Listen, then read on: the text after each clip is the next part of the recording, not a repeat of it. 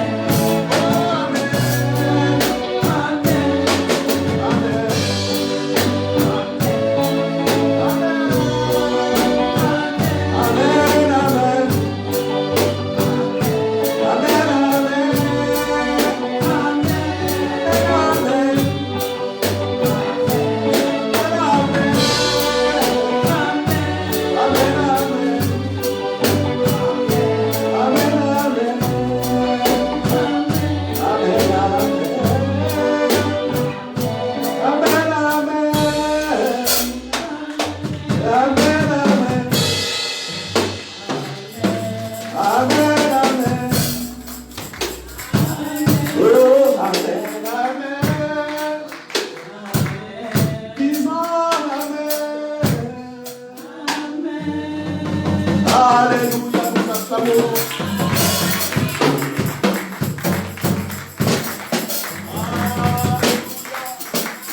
Chant des frères, vous êtes là? Au centre quatre vérités, vous êtes là? Aux quatre coins de la terre, vous êtes là?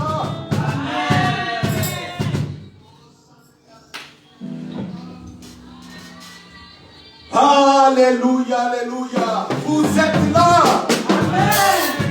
Il nous a donné son souffle ce matin. N'est-ce pas? Amen. Alléluia. Il nous a donné sa vie ce matin. Alléluia. Amen. Nous allons dire Amen et répondre par un Amen. Alléluia. Chant de feu. 1, 2, 3, 4.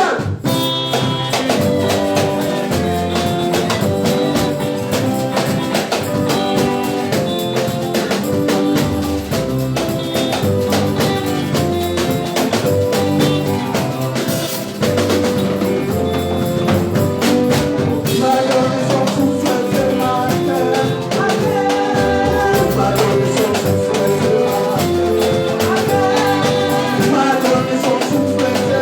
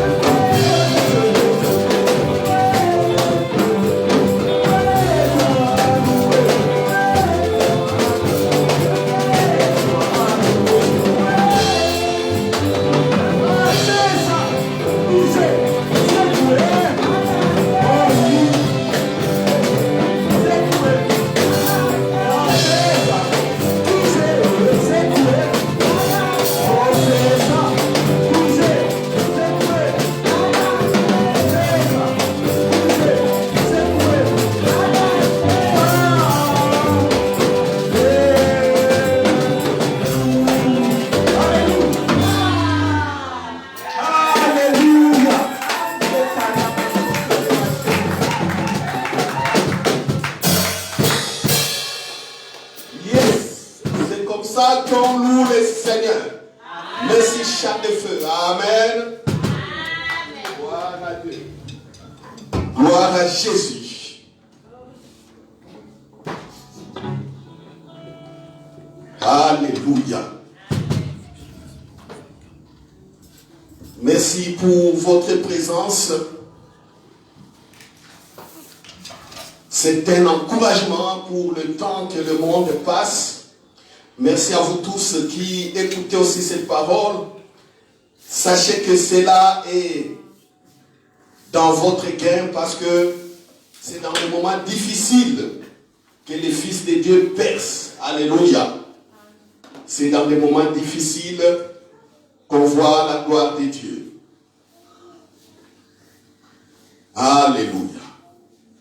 Merci Père pour cette parole. Merci Saint-Esprit de nous guider jusqu'à cet instant-ci. Nos corps sont au temple. Et je sais qu'à tout instant, comme nos cœurs sont dirigés à toi, tu mets toujours des paroles dans nos bouches pour éclairer les nations. Ainsi, priez au nom de Jésus. Amen. Voilà, nous allons donc continuer notre thème sur la prière. Et je suis dans la joie aussi, parce que hier, j'ai eu un ami, un frère qui est au Congo et qui est pasteur. Je ne savais même pas qu'il suivait ce qu'on faisait ici. Il m'a dit, mon frère, je suis en train de suivre ce que tu fais tous les mercredis soirs sur la prière. C'est vraiment une bonne manière d'aborder le thème de la prière sur cette manière, donc sur cette façon. Et dis-moi quand tu viendras à Kinshasa, comme ça nous allons organiser un grand séminaire afin que beaucoup écoutent ce que tu es en train de dire à l'église pour l'instant. Alléluia. Vous savez, quand on parle de la prière, les gens prient, mais beaucoup ratent ou ne savent pas des bases sur la prière. Et comme ils ne savent pas les bases, ils prient et ne voient rien. Mais comme la culture de la prière ou de vouloir prier a été déjà développée, ils le font automatiquement, mécaniquement. Et malheureusement, malgré leur bonne volonté, bonne foi, Dieu ne répond que à la prière faite par la foi. Alléluia. Dieu ne répond qu'à la prière selon les principes de la mort et de la résurrection de Jésus-Christ. Alléluia. Dieu ne répond qu'aux prières faites selon le royaume des cieux. Voilà. C'est comme ça, nous disons, remettons un peu les bases sur la prière. Parce que dans Matthieu 7,7, il a été dit, demandez, on vous donnera. Cherchez, vous trouverez, et frappez, l'on vous ouvrira. C'est bien écrit, on les pratique. C'est bien écrit aussi, il faut prier de manière persévérante. Comme dans Luc 18, cette veuve qui réclamait justice, qui allait réclamer justice auprès d'un juge inique, injuste. Par l'insistance, les juges ont fini par céder. Les gens le font déjà. Des prières d'importunité.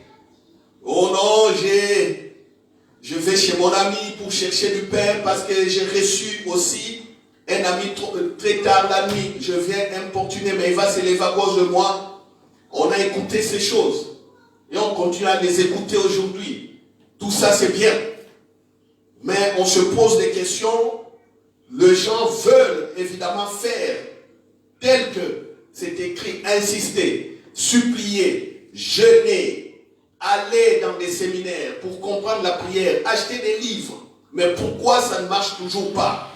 Et voilà que le Saint-Esprit nous donne la contribution sur cette manière de développer la prière. Ainsi, dans les fondements, dans les bases, j'ai dit que la prière est une relation avec le Père. C'est une manière de communiquer. C'est un dialogue avec le Père. Il faut comprendre la relation avec Dieu qui est Père. Dans le royaume des cieux, Dieu est Père. En dehors du royaume des cieux, Dieu est éternel Yahweh. Que les gens avaient crainte d'approcher. Éternel Yahweh qui tuait même quand on n'était pas bien sanctifié. C'est comme ça des souverains sacrificateurs sont morts dans les tabernacles. Ils voulaient, selon la loi que Dieu avait donnée à Moïse, Dieu leur avait dit une fois par an, vous devez apporter le sang dans les lieux très saints, afin que Dieu couvre le péché du peuple. Mais il est arrivé que certains souverains sacrificateurs sont morts là-dedans. Alors, comme personne ne pouvait aller là-dedans, les sortir du lieu très saint, on les attachait. On les attachait avec des cordes ici, avec des clochettes. Quand il bougeait, on entendait on sentait qu'il était en vie. Quand on n'entendait plus rien, on tirait la corde. On essayait de tirer la corde. Et s'il n'y avait toujours rien, on tirait la corde et il sortait cadavre, mort. Celui-là, c'est éternel Yahweh qui frappe, qui tue, devant qui on s'approche avec crainte et tremblement. Sinon, il te tue. Mais Dieu Père est celui qui a ouvert ses bras, qui accueille les pécheurs. Alléluia. Et il dit, les pécheurs qui viennent à ma présence deviennent mon fils. Et comme il est devenu mon fils, on doit échanger, on doit parler. C'est ça la prière dans les royaumes des cieux. Dieu est Père. Dieu est Père. Il échange, il écoute, il discute. C'est comme ça qu'il est arrivé à Moïse, de discuter avec Dieu, d'échanger avec Dieu. Ça, c'était comme on dit, des préambules. C'était des avant-propos du royaume des cieux. Des gens qui ont eu des faveurs comme Moïse avant Jésus, il y en avait presque pas. C'était des personnes à compter. Moïse ne prie pas. Mais Moïse part dans cette présence, il parle, il dialogue et il sort. De cette présence, il vient parler au peuple. Dieu dit, je vais tuer les enfants d'Israël. Moïse dialogue et Dieu change. Alléluia. Change son avis. C'est le dialogue. La prière, si vous n'entrez pas dans ces dialogues, il vous serait difficile de connaître les choix, les directions, les plans que le Père a préparés pour vous. Parce que ce plan-là, le Père le révèle au cours des conversations, au cours des dialogues. Alléluia. Alléluia. Donc vous pouvez être au lit, en train de bien dormir. Vous le voyez. Et vous entendez la voix du Saint-Esprit. Ou vous voyez Jésus vous apparaître. Ou il vous envoie un ange pour vous dire des messages. Alléluia. Alléluia. C'est ça les royaumes des cieux. Tu peux être assis au bureau, au service. Tu écris, mais il commence à te parler. Tu peux être en voiture. Il commence à te parler. En ce moment-là, tu t'égares. Tu cherches à bien t'égarer. Tu écoutes. Tu prends note. Alléluia. Tu échanges aussi. C'est ça le royaume des cieux. La prière est un dialogue. Vous intercédez, vous faites des intercessions, oui. Les intercessions, c'est ce dialogue où tu insistes, où tu pries pour quelqu'un, où tu pries pour la nation, pour ton pays. Tu pries pour les dirigeants de ton pays. Tu pries pour ta famille. Tu pries peut-être pour ta classe, pour ton professeur. Tu pries pour ton business. Tu pries pour l'église, les pasteurs, les enfants de l'église. Et tu pries par rapport à ça, mais au travers des dialogues. Au travers des dialogues où tu insistes et tu parles. Et le Saint-Esprit te parle. Il te montre aussi les voies à suivre. Alléluia. C'est ça la prière, bien-aimé. Sans le retour de Dieu, sans le retour de Dieu par le Saint-Esprit, sans la voix de Dieu qui vient par le Saint-Esprit, il n'y a pas prière. Il n'y a pas prière. La prière est complète. Retenez-le aujourd'hui. La prière est complète quand le Père, par le Saint-Esprit, te parle et toi aussi tu parles. Et à échange. Quand tu parles, lui aussi il parle. Ça, c'est la prière. Ce que les gens font généralement, c'est du sens unique. Ils sont rentrés dans un sens unique. Ils continuent à avancer, à avancer, à avancer dans un tunnel qui n'a pas de fin. Et puis, au bon moment, le carburant termine dans la voiture. La voiture est obligée de s'arrêter. Car le tunnel est long. Le carburant est épuisé. La personne regarde à côté, à droite, il n'y a pas de station d'essence. Et tu es là. Tu ne sais plus avancer. Le carburant qui termine, c'est quoi? C'est la force de prier. C'est l'amour de prier. C'est la joie de prier qui te manque maintenant. Parce que tu as longtemps prié, longtemps avancé, en sens unique, et tu t'es découragé, tu es fini par être fatigué. Combien de chrétiens aujourd'hui sont fatigués? Combien de personnes aujourd'hui sont fatiguées? D'autres prient parce qu'ils veulent simplement prier pour se sentir bien eux-mêmes. Mais quand on regarde en profondeur de leur cœur, il n'y a plus rien. Il n'y a pas de conviction. C'est ainsi quand les événements viennent, les oppositions viennent, les gens tremblent. Vous voyez, ils tremblent. Mais celui qui a de l'échange avec le Père ne peut pas trembler. Alléluia. Alléluia. Retenez-le. Vous priez déjà. Je sais que vous priez déjà. C'est pourquoi je ne commence pas pour vous dire voilà comment il faut intercéder. Voilà comment il faut gêner. Voilà, voilà. Je ne vous le dis pas. Je suscite ce qui est déjà en vous. La foi qui est dans votre esprit. Cette foi doit jaillir avec confiance. Alléluia. Et je vous ai dit la fois passée, qu'est-ce que vous devez chercher prioritairement dans la prière? Dans la prière, il faut chercher la sagesse de Dieu. Beaucoup ne connaissent pas cela et tout le monde, nous avons, en tout cas majorité. Quand je dis tout le monde, il y a toujours des exceptions. Quand je dis tout le monde, ce n'est pas toute la terre. Si moi j'étais ignorant, il y a peut-être quelqu'un qui avait compris. Si moi je m'époumonnais, j'ai crié, j'ai forcé dans mon ignorance, il y a sur la face de la terre des gens qui avaient compris aussi. Mais dans le pourcentage, ceux qui comprennent sont à compter et la masse est composée des ignorants.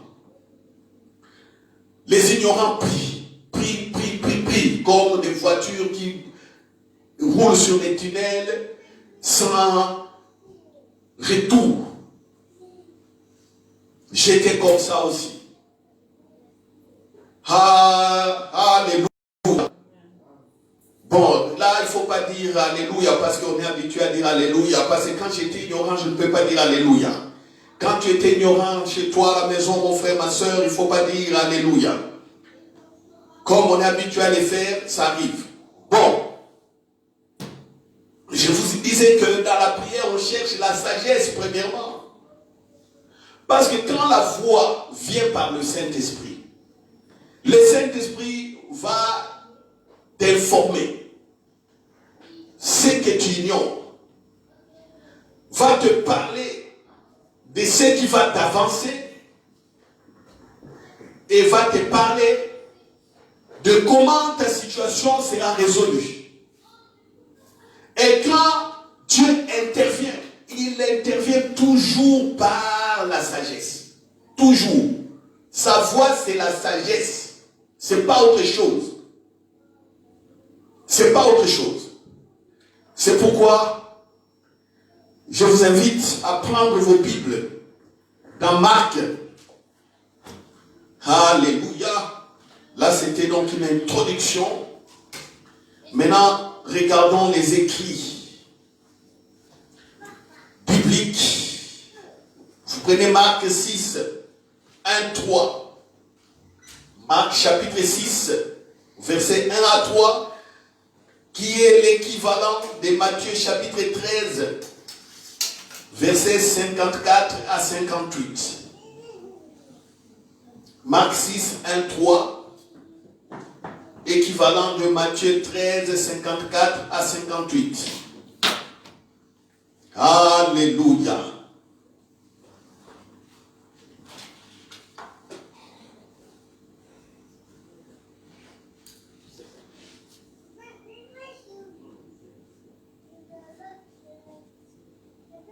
Marc 6, 1, 3. 1, 3.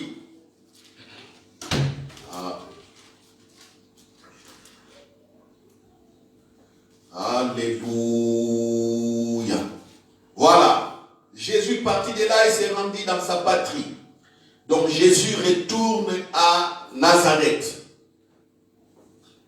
Là où il a grandi. Ses disciples le suivirent. Quand le sabbat fut venu, il s'est mis à enseigner dans la synagogue. Beaucoup de gens qui l'entendirent étaient étonnés, disaient, d'où lui viennent ces choses? Quelle est cette sagesse qui lui a été donnée? Et comment de tels miracles se font-ils par ses mains? N'est-ce pas le charpentier, le fils de Marie, le frère de Jacques, de Jose, de Jude et Simon, et ses sœurs, ne sont-elles pas ici parmi nous? Et il était pour eux une occasion de chute. Voilà. Les frères et sœurs de Jésus étaient là. Les autres amis de Jésus, les membres des familles, les connaissances. Vous savez que Jésus avait une entreprise. Il était charpentier. On dit, mais c'est lui notre charpentier, c'est lui qui a fait notre toiture. C'est lui qui a fait nos meubles, la table et les chaises. Vous savez, à l'époque, quand on était charpentier, on était capable de fabriquer aussi la table et les chaises, les lits et les autres choses. On dit, mais c'est lui. Mais c'est lui qui tenait un magasin ici, oui. C'est la boutique Jésus et Frères. Mais oui, mais d'où lui vient maintenant cette sagesse? D'où lui viennent ces choses? Vous voyez, la sagesse qui sortait de Jésus, c'était par la bouche. Qui parlait? Par la bouche, Jésus était là, mais Jésus sortait les paroles par le Saint-Esprit. Et les miracles l'accompagnaient. Donc, il y a sagesse et miracle. Mais quand est-ce que Jésus avait cette sagesse? Nous voyons que Jésus avait l'habitude de prier. Soit sur les montagnes, soit il allait dans des lieux déserts quand il était fatigué, soit il fouillait simplement des attroupements. Il cherchait des maisons, il se cachait aussi dans certaines maisons pour se reposer. Et pendant ce temps, il priait. Et quand il priait, à sa sortie, il faisait ce qu'il venait de recevoir dans la prière. Et on voyait la sagesse de Dieu se manifester. Alléluia. Alléluia. Des démoniaques, il pria pour eux, il a chassé beaucoup de démons et les gens ont commencé à chercher Jésus pour qu'il prie pour eux. Mais Jésus avait fui, était parti se cacher quelque part. Quand on l'a retrouvé, on a dit, mais maître, on te cherche. On te cherche. Regarde, tous ces gens te cherchent. Jésus leur répondit, j'étais parti prier pour aller dans les autres villes également. Donc, là où on cherchait Jésus, là où les gens sont venus pour qu'il intervienne, Jésus dit non, je ne vais pas intervenir en ces lieux parce que je dois aller encore ailleurs. Alléluia. Alléluia. C'est dans Luc chapitre 4,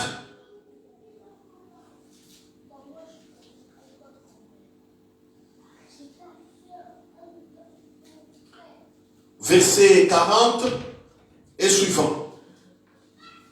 Donc, versets 38 et 39 viennent de prier pour la belle-mère de Pierre.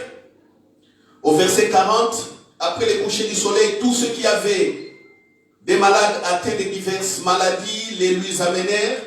Il imposa les mains à chacun d'eux et il les guérit. Des démons aussi sortirent de beaucoup de personnes en criant et en disant « Tu es le Fils de Dieu !» Mais il les menaçait et ne leur permettait pas de parler, parce qu'il savait qu'il était le Christ. Dès que le jour parut, il sortit et alla dans un lieu désert. Une foule de gens se mirent à sa recherche et arrivèrent jusqu'à lui. Ils voulaient le retenir, afin qu'il ne les quitte point. Mais il leur dit, il faut aussi que j'annonce aux autres villes la bonne nouvelle du royaume de Dieu, car c'est pour cela que j'ai été envoyé. Alléluia. C'est clair. On voulait les retenir, là, dans ce quartier. Mais Jésus dit, non, non, non, je dois aller ailleurs. Mais il venait de prier. Et le Saint-Esprit lui a dit, non, Jésus, déplace-toi. C'est ça la sagesse de Dieu. Et quand il s'est déplacé selon le Saint-Esprit, il a des résultats. Vous voyez? Donc dans la prière, ce qu'il faut chercher d'abord, c'est la sagesse de Dieu et pas autre chose.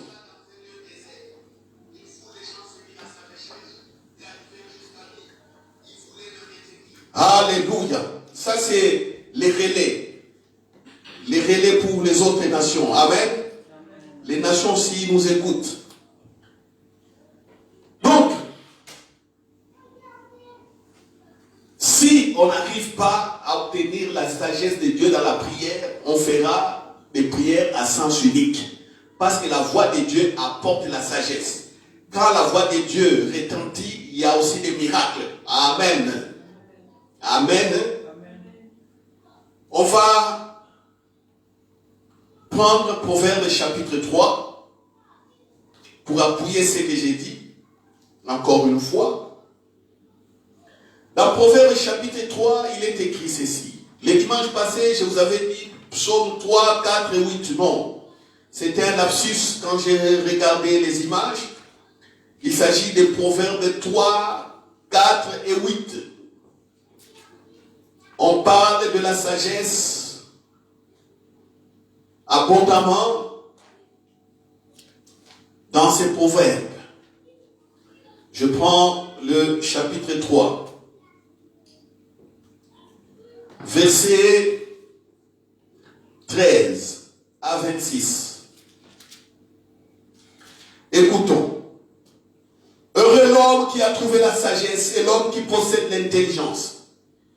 Car le gain qu'elle procure est préférable à celui de l'argent. Et les profits qu'on en tire vaut mieux que l'or. Elle est plus précieuse que les perles. Elle a plus de valeur que tous les objets de prix. Dans sa droite est une longue vie. Dans sa gauche, la richesse et la gloire. Ses voies sont des voies agréables et tous ses sentiers sont paisibles. Elle est un arbre de vie pour ceux qui la saisissent. Et ceux qui la possèdent sont heureux. C'est par la sagesse que l'Éternel a fondé la terre. C'est par l'intelligence qu'il a fermé les cieux. C'est par sa science que les abîmes se sont ouvertes. Et que les nuages distillent la rosée.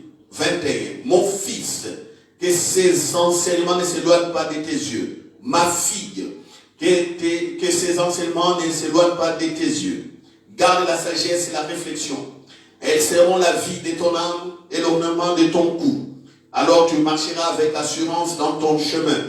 Et ton pied ne trébuchera pas. Si tu te couches, tu seras sans crainte. Et quand tu seras couché, ton sommeil sera doux. Ne redoute ni une terreur soudaine, ni une attaque de la part des méchants. Car l'Éternel sera ton assurance et il préservera ton pied de toute embûche. Alléluia. Vous voyez ce qu'on dit de la sagesse. Qu'est-ce qu'on dit de la sagesse? La sagesse produit la richesse.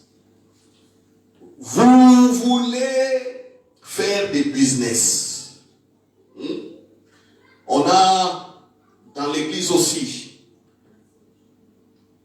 des entrepreneurs, oui. Oui.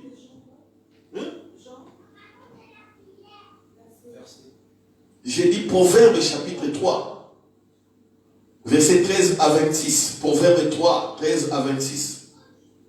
Vous voulez faire des business. On dit que la sagesse produit la richesse.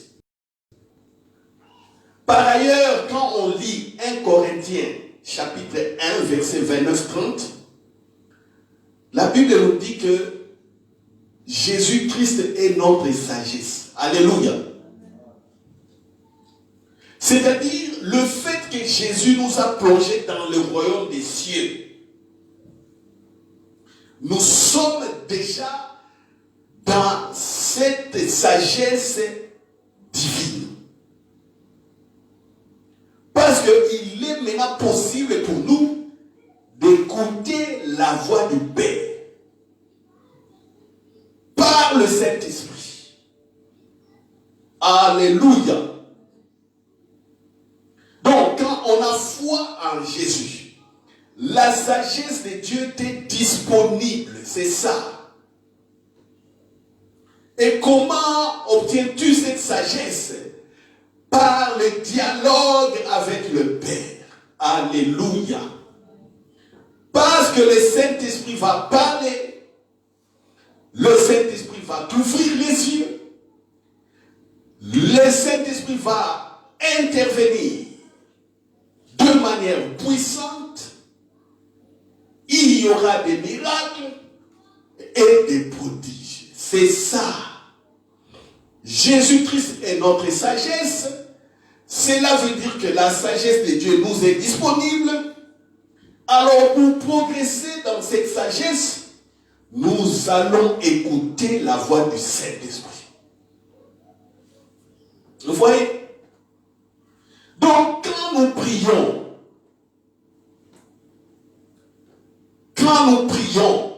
on doit bien régler notre conscience et notre attention sur l'écoute. Parce qu'il faut écouter ce que l'Esprit dit. Voici les richesses. Comment les richesses peuvent être produites. Le Saint-Esprit peut te donner des idées pour faire du commerce. Alléluia. Il peut te dire, tu as commencé quelque chose qui était dans sa volonté, mais tu ne savais pas. Il peut te dire maintenant, en regardant comment tu souffres, il dit, donne-moi ton entreprise, laisse-moi te diriger, je vois que tu souffres. Et il commence à te conduire. C'est ça la sagesse. Et puis tu vois la production des richesses. Je dois vous dire que tous les savants, la majorité des savants qui ont inventé beaucoup de choses au niveau de la technologie, en ces jours, technologie, avion, fusée, médicale, micro, tous les GSM, tous les premiers savants, c'était des personnes inspirées par le Saint-Esprit. Et il y a des grands savants, même celui qui a découvert l'ADN aujourd'hui dans le monde, on ne parle que de l'ADN. Regarde, c'est incroyable. Il témoigne de Dieu. Alléluia. Amen. La sagesse, source des richesses. La sagesse est possède la vie. Oui, il y a des ennemis. Même des gens qui veulent vous ôter la vie, détruire votre vie. Mais par la sagesse, le Saint-Esprit peut te dire, ne prends pas cette décision, n'épouse pas un tel homme ou une telle femme. Sinon, tu auras des problèmes. C'est comme ça que certains frères et sœurs, des pasteurs, des prophètes ont épousé des femmes sorcières, comme des sœurs aussi ont épousé des sorciers, sans les savoir. Ils ont manqué la sagesse de Dieu, la voix de Dieu, le discernement, ils ont manqué. Et le mariage devient un enfer. Des choses comme ça. La vie est dérangée, la vie est perturbée. Moi, je connais des pasteurs où la femme sait qu'elle est sorcière. Les pasteurs savent aussi que la femme est sorcière. Le pasteur dit à la femme, laisse. Elle supplie la femme. Madame, laisse la sorcellerie. Madame dit, niet.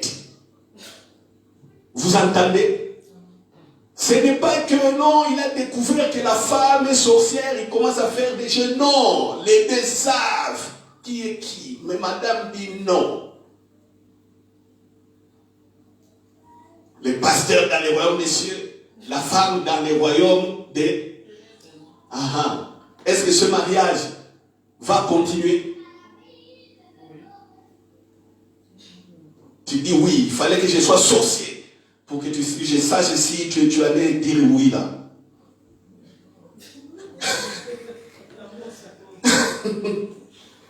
L'amour supporte. Sois dans ces cas-là pour comprendre. Alléluia. Alléluia. Un jour, on parlera des divorces. On parlera des mariages et des vrais mariages. Il y a des scènes horribles. Horribles. Il y a d'autres personnes qui ont divorcé. On regarde, on dit vraiment... Il ne faut pas dire que même Dieu a compris. Non. Ils ont divorcé parce que ça devait que finir comme ça. Quand on est devant des personnes têtues comme ça. Et puis ils font du mal. Alléluia. Oh. La sagesse possède la gloire. Quand Jésus parlait, on voit les miracles, on voit la gloire de Dieu. C'est ça. C'est là où j'ai vu des guérisons. Des guérisons telles que je n'impose pas les mains. Je parle simplement. La personne sent le feu venir dans son corps et la personne est guérie. Il y a la gloire de Dieu qui se manifeste.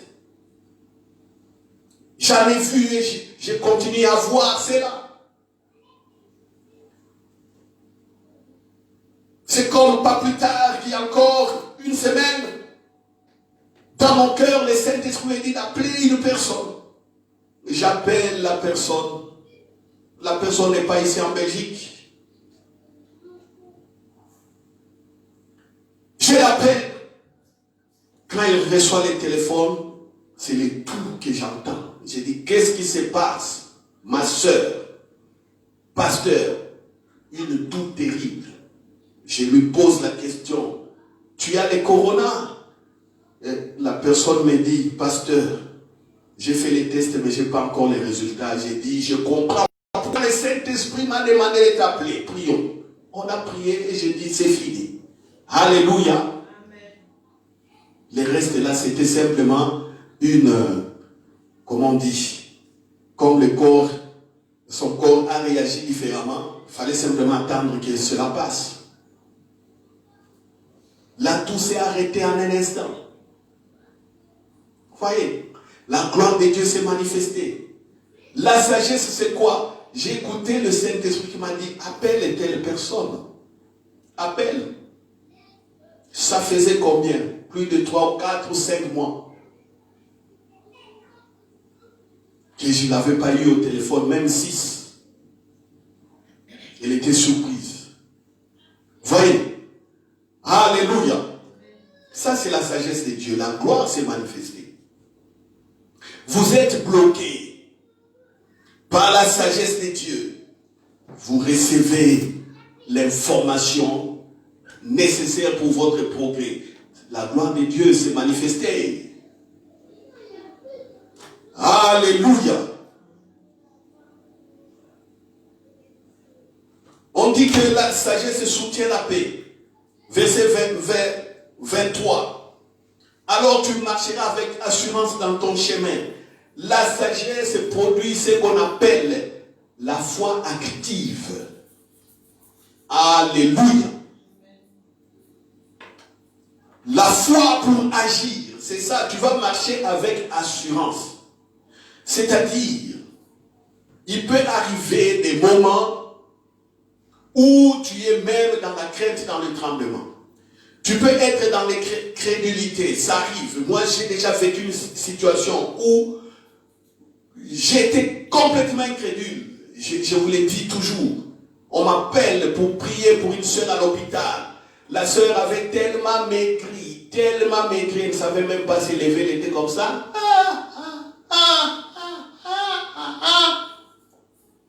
Quand je voulais rentrer dans l'hôpital, dans sa chambre, je me dis moi-même, on m'a amené encore pour prier pour quelqu'un qui va mourir. Oh, un mort en plus dans mon ministère. Parce que quand je prie pour les gens, je ne veux pas leur mort. Mais là, je me disais que non. Je vais prier, mais je vois la personne mourir. Au même moment, le Saint-Esprit me parle. Il me dit, c'est pour de telles situations que je suis là. J'ai eu la foi. J'ai imposé la personne les mains. La personne a été guérie. Pourtant, elle était 2 semaines à l'hôpital. On ne savait rien trouver ce qui l'a dérangé. Cette parole que j'ai entendue a produit la foi en moi. C'est ça, marcher avec assurance. C'est ce qu'on appelle Réma. Tu as des paroles de foi qui vont te pousser à agir. Tu as le Réma, la sagesse de Dieu. Quand la voix du Saint-Esprit t'amène le Réma, la parole d'action, la parole qui peut changer la situation. C'est ça la sagesse.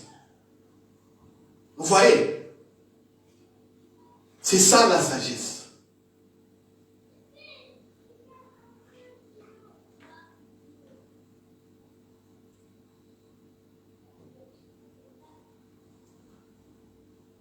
Voilà. Plein d'avantages.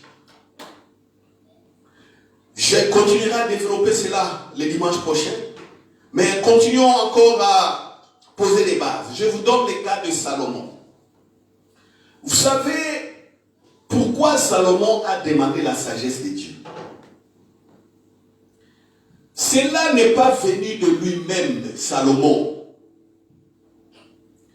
Nous voyons, oui, Salomon est parti prier, Dieu lui apparaît, Dieu lui demande, demande-moi ce que tu veux. Et Salomon dit, donne-moi la sagesse. Nous voyons en général que cette rencontre. Mais non, ça ne vient pas de là. Ça vient de, alléluia, 1 Corinthiens. Et qu'est-ce que j'ai dit? 1 Chronique, chapitre 22, verset 12. Tournons simplement les livres. Quelques pages avant, prenons 1 Chronique, chapitre 22.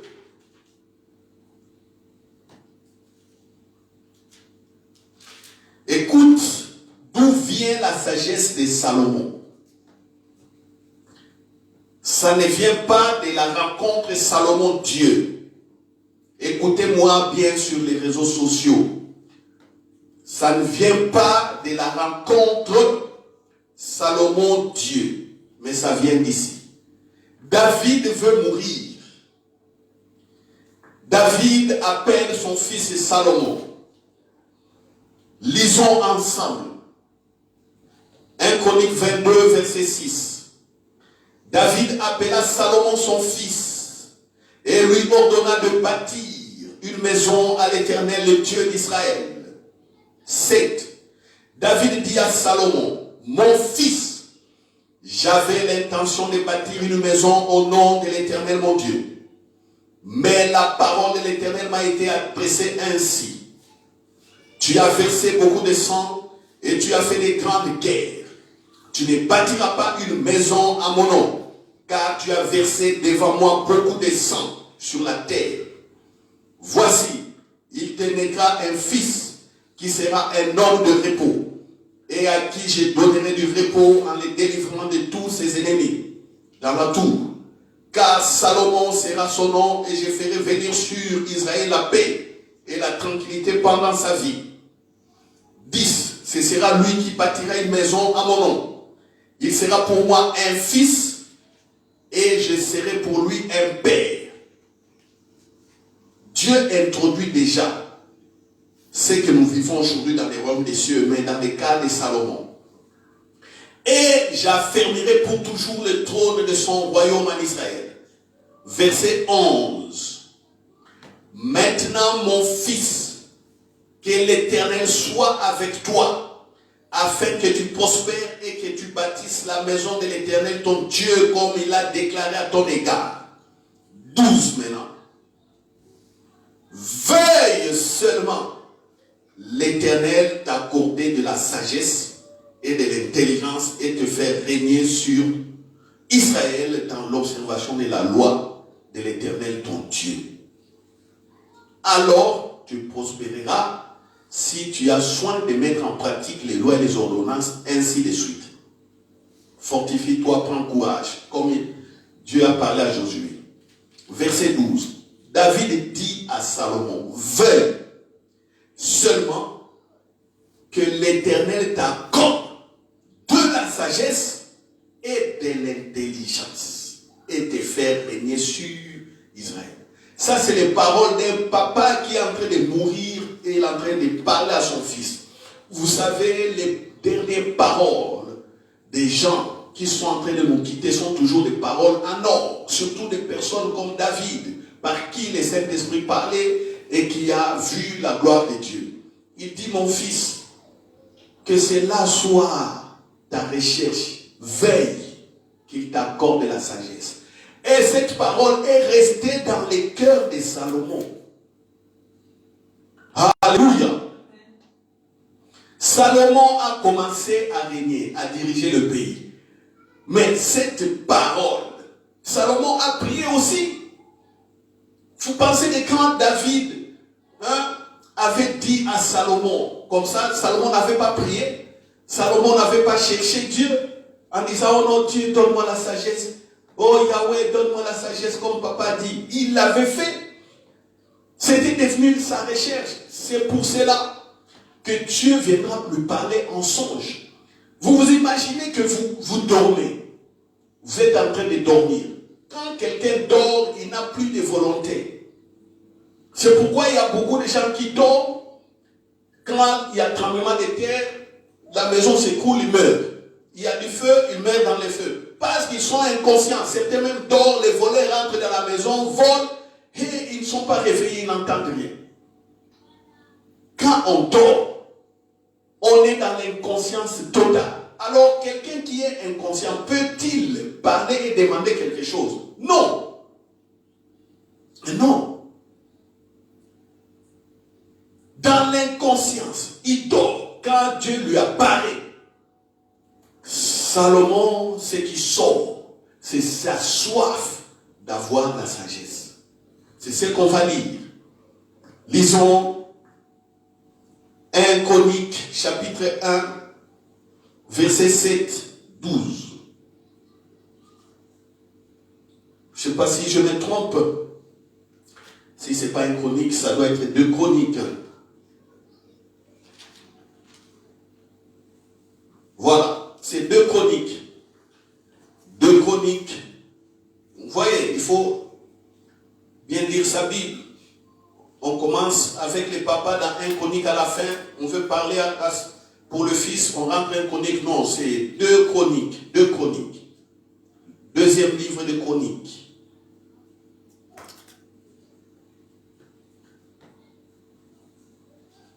Prenons le verset 7. 2 Chroniques, chapitre 1, verset 7. Pendant la nuit, Dieu apparut à Salomon et lui dit, demande ce que tu veux que je te donne. Salomon répondit à Dieu, tu as traité David mon père avec une grande bienveillance et tu m'as fait régner à sa place.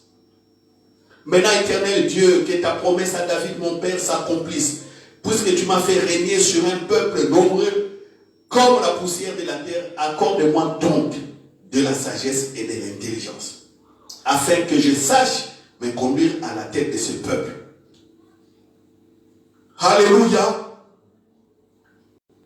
Car qui pourrait juger ton peuple, ce peuple si grand?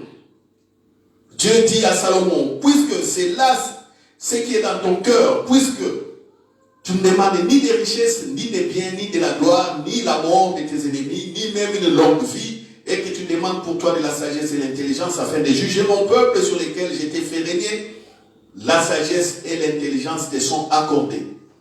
Je te donnerai en outre des richesses, des biens et de la gloire, comme n'en a jamais eu aucun roi avant toi et comme n'en aura aucun roi après toi. Vous voyez? Alléluia. On peut prendre le même texte dans 1 Roi, chapitre 3.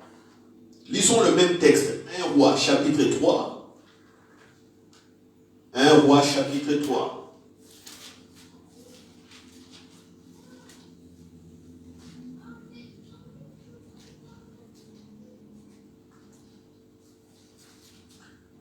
On prend directement le verset 4 pour raison des temps. Le roi s'est rendu à Gabaon pour y sacrifier car c'était le principal des hauts lieux. Salomon offrit 1000 holocaustes sur l'autel. À Gabaon, l'Éternel apparut en songe. On dit bien que donc Salomon dormait. C'était en songe que Dieu lui a parlé. Tu vois? Vous voyez? Alléluia.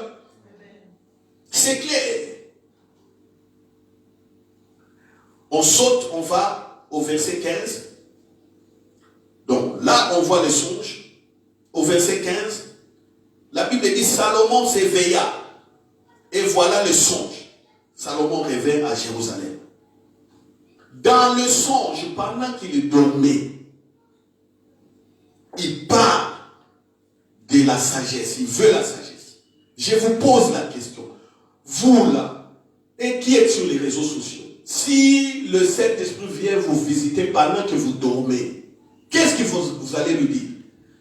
S'il dit, il pose la question, qu'est-ce que tu veux que je fasse pour toi? Qu'est-ce que tu veux? La réponse certaine de beaucoup de gens. Il y a beaucoup de démons dans ma famille. Il y a beaucoup de démons. Et il y a beaucoup de sorciers. Ça, c'est une des réponses. Les autres diront, je fais du travail. Les autres diront, je vais faire voyager mes parents, mais je n'arrive pas à avoir de l'argent, je n'ai pas de papiers, je n'ai pas de séjour. Les autres diront, un mari, je suis fatigué de vivre seul. D'autres, une femme, je suis fatigué de préparer moi-même. Les autres diront, mes étudiants, je vais réussir mes études. Voilà.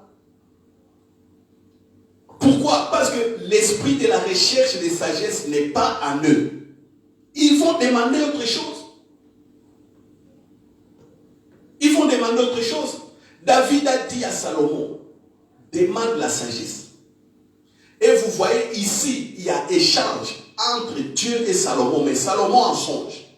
Tellement la soif de rechercher la sagesse était en lui, c'est ce qu'il a demandé. Et les gens n'ont pas compris. On a été longtemps trompés en disant aux gens ou en écoutant, oh non, il faut faire beaucoup d'offrandes. Ça va plaire à Dieu. Vous voyez, Salomon a fait 1000 holocaustes. Et ça réjouit les cœurs de Dieu. Et Dieu venait à parler à Salomon. Non, c'est faux tout ça. Il n'y a aucune offrande qui va réjouir les cœurs de Dieu pour qu'il te bénisse, je sais comment. La seule offrande, c'est l'holocauste de Jésus-Christ. Jésus-Christ s'est donné. C'est ça. Et nous, on va nous baser sur ces sacrifices, qui est un sacrifice de sagesse, pour prospérer. Donc la sagesse de Salomon n'est pas venue ici. Cette sagesse est venue par les conseils de papa David. C'est comme je vous dis aujourd'hui. Dans la prière, ce que vous devez chercher en premier, c'est la sagesse et pas autre chose. On est déjà dans cette sagesse, mais on a besoin de direction. On a besoin de solutions. On a besoin de progresser. On a besoin de construire. On a besoin que nos familles soient délivrées. On a besoin d'évangéliser davantage. On a besoin que nos membres de famille soient sauvés. Que nos présidents, nos rois, nos nations, nos membres du gouvernement soient sauvés. Mais on le fera comment? On le fera comment? On le fera comment? Si on n'a pas la sagesse de Dieu. C'est comme ça qu'un beau jour, j'ai dormi. Le Saint-Esprit me réveille à 2h du matin. Il prie pour tel président de tel pays. Commence à prier pour lui. J'ai dit ça à l'église. Vous êtes témoins. Toute l'église a refusé. J'en ai parlé à d'autres personnes que je connais. Les pasteurs, ils ont refusé. Moi, j'ai prié maintenant pour ce président-là. Ça, c'est la sagesse de Dieu. Il me dit, fais ça, fais ça. Et j'avais refusé. Je commence à discuter de 2h du matin jusqu'à 6h. C'est vers 5h30, 6h que j'ai eu la solution avec le Saint-Esprit. Et j'ai suivi ce qu'il voulait. Maintenant, aujourd'hui, beaucoup de gens commencent à me donner raison. La chose s'est passée en 2014. Nous sommes maintenant en 2020, 6 ans. On prie en 2014, on ne voit rien. 2015, on ne voit rien. 2016, on ne voit rien. 2017, on ne voit rien. Et en 2020, on commence à voir des résultats. Et on commence à dire, tu avais raison. Tout le monde avait refusé. Voyez la sagesse de Dieu. Le Saint-Esprit a parlé, il dit, commence à prier pour tel cas. C'est ça des prières efficaces. C'est ça des prières de foi. Comme lui-même t'a placé dans cette direction, c'est que tu vas commencer à faire. Il va commencer à l'agréer. Parce qu'il m'a mis dans cette direction. Il dit, voilà la direction et la charge. Et je suis là. Je commence à travailler dans la prière. C'est ça. Toutes les difficultés que nous traversons, dans la prière, on cherche. Demandez à Dieu, votre papa, comment je vais sortir de cette situation. Donne-moi une parole. Parce que même quand tu as prié longtemps, tu ne vois rien. Tu désirais qu'il intervienne. Mais va en profondeur dans ta prière. Dis comment sortirai-je de la situation.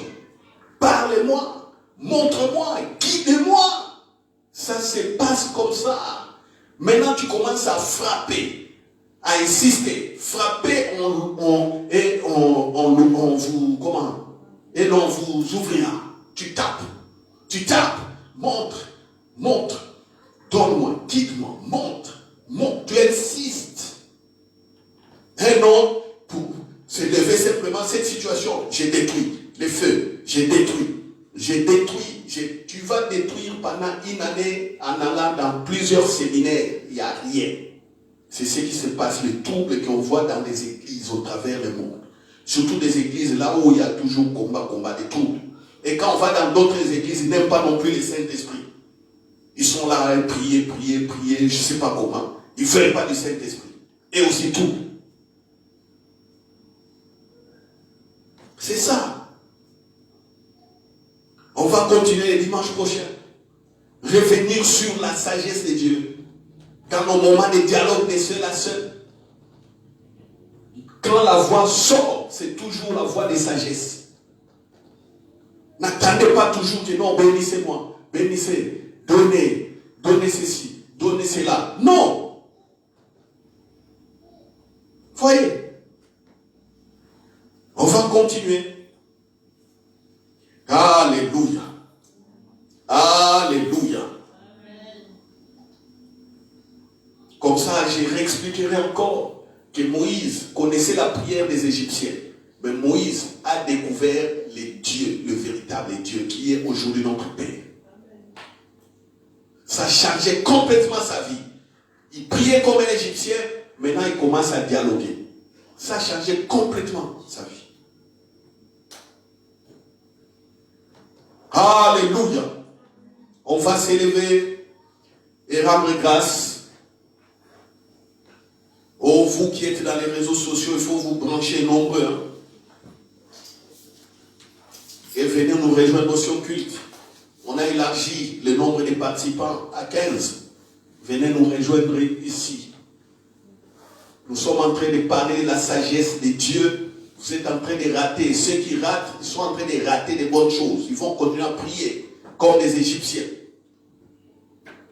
Comme, je dirais comme des ignorants. Prions, rendons grâce pour nous. Père, nous te rendons grâce. Au nom de Jésus pour ce que tu as fait. Jésus-Christ est notre sagesse. Et quand tu nous parles, la parole qui sort de toi, c'est la parole de sagesse. Alléluia. C'est ce que nous appelons Réma. Et elle nous donne la foi.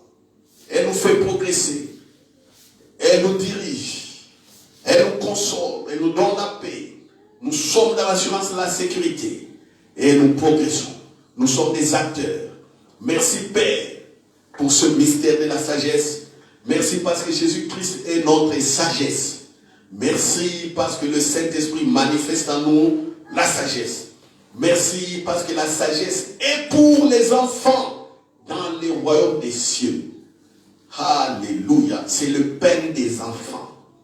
La sagesse est le pain des enfants. Notre pain quotidien. Alléluia. Notre eau qui altère notre choix. Elle est notre argent. Elle est notre prospérité. Elle est notre tout. Ainsi, priez au nom de Jésus. Amen. Alléluia. Nous acclamons le Seigneur. Je rappelle que pour vos offrandes et vos dîmes, envoyez, faites simplement des virements sur le compte bancaire de l'Église. Et vous aussi qui êtes dans les réseaux sociaux, qui nous suivez, veuillez simplement demander notre numéro de compte et faites vos offrandes. Le Saint-Esprit voit, le Père le voit, vous êtes bénis. Au nom de Jésus. Bonne semaine à tous. Paix, grâce, réussite, progrès social. Amen.